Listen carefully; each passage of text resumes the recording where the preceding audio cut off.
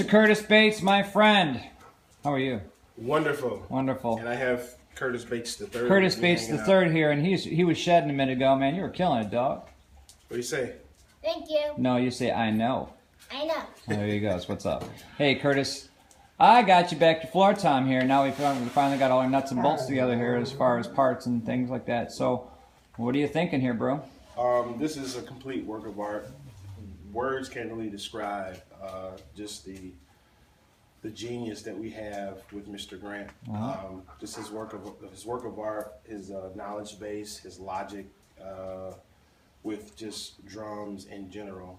It's just incredible. So here we have a 1980s, was a rack tom that we converted into a floor tom. It was in bad shape, and as you can see now, she's nice and pretty. And you're actually missing a section of your bearing edge on one side. Don't recall exactly. I'm going to say it was the bottom. The bottom, yes. Because we ended up flipping the drum. Exactly. To cover up some of the holes, but the holes were filled. Yeah. So yeah, now we got a new custom upside down badge, but you know it's a little bit lower than higher, which is fine. And it works. Man, what a pain in the butt flipping that thing too. Yeah.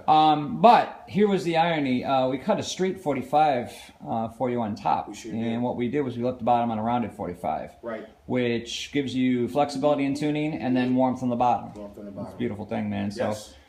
It's tuned for jazz, and jazz it is, and we even brought it down a couple steps, and still kicking. Right? We're still kicking? Still kicking? You're supposed to say yes, still kicking. Still kicking? Yes. Okay.